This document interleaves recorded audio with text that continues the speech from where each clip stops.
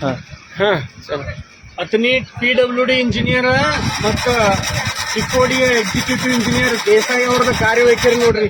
ಇಲ್ಲಿ ಏನಾದ್ರು ಒಂದು ವರ್ಷಕ್ಕೆ ಬತ್ತಿ ಇದು ಬ್ರಿಡ್ಜ್ ಕಟ್ಟಕದವ್ರು ಮತ್ತ ಈ ರಸ್ತೆ ಮಾಡಿದರು.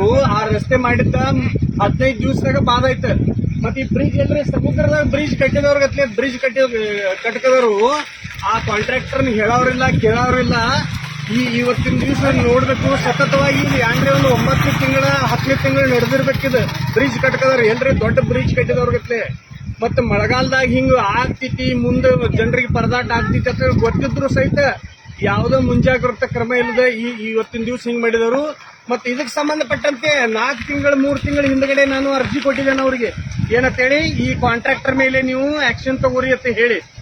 ಆದ್ರೂ ಕೂಡ ಯಾವ್ದೋ ರೀತಿಯಿಂದ ಅವನ ಮೇಲೆ ಆಕ್ಷನ್ ತಗೊಂಡಿಲ್ಲ. ಅವನ ಮೇಲೆ ಆಕ್ಷನ್ ತಗೊಳಕ್ ಮೀನಾಮೇಶ್ ಎನಿಸ್ಕದರು. ಇದ ದೇಸಾಯಿ ಅನ್ನುವಂತ ಎಕ್ಸಿಕ್ಯೂಟಿವ್ ಇಂಜಿನಿಯರ್ ಚಿಕ್ಕೋಡಿ ಮತ್ತ ಅತನಿಯ ಅಸಿಸ್ಟೆಂಟ್ ಎಕ್ಸಿಕ್ಯೂಟಿವ್ ಇಂಜಿನಿಯರ್ ಇವ್ರ ಕರ್ಮಕಾಂಡ್ ನೋಡ್ರಿ. ಇಲ್ಲಿ ಉಗಾರ್ ಬಿಕೆಯಿಂದ ಸುರ್ಗುಪ್ಪಿಗೆ ಬರುವಂತ ರೋಡ್ ಮಾಡಿದರು ತೊಡೆ. ಆ ರೋಡ್ ಎಲ್ಲ 15 ದಿವಸದಾಗ ಕಿತ್ತಿ ಹೋಗಿತ್ತು. ಮುಂದೆ ಯಾಣ ಮಾಡ್ಲಿಲ್ಲ ತರದ ಅವ್ರ ಮೇಲೆ ಆಕ್ಷನ್ ತಗೋರಿ, ಏನಾದ್ರೆ ಅವ್ನ ಬ್ಲಾಕ್ ಲಿಸ್ಟ್ ದಾಗ ಹಾಕ್ರಿ ಅಂತಂದಿನ, ಇಲ್ಲಾದ್ರೆ ಅವ್ನ ಟೆಂಡರ್ ಕ್ಯಾನ್ಸಲ್ ಮಾಡ್ರಿ ಅಥವಾ ಮತ್ತೊಂದು ರೋಡ್ ಮಾಡಕ್ ಹಚ್ರಿ ಅಂತಂದಿನಿ. ಬರೀ ಇವತ್ತಿನ ದಿವಸ 4 ತಿಂಗಳೈತೆ ಅವ್ರಿಗೆ ಅರ್ಜಿ ಕೊಟ್ಟ. ಒಂದು ದಿವಸ ಒಂದು ಸಿಂಗಲ್ ಆಕ್ಷನ್ ಬಿ ತಗೊಂಡಿಲ್ಲ ಅವ್ನ ಮ್ಯಾಗ. ಅದಕ್ಕ ಅವ್ರನ್ನ ತಕ್ಕ ಪಾಠ ಕಲಿಸ್ಬೇಕಾದ್ರೆ ಜನ ನಾಳೆ ಇಲ್ಲಿ ನಾವು ರಸ್ತಾ ರೋಕೋ ಮಾಡ್ತೇವೆ ಅಂತ ಗೊತ್ತಾಗ್ತಿತ್ತು ಅವ್ರಿಗೆ.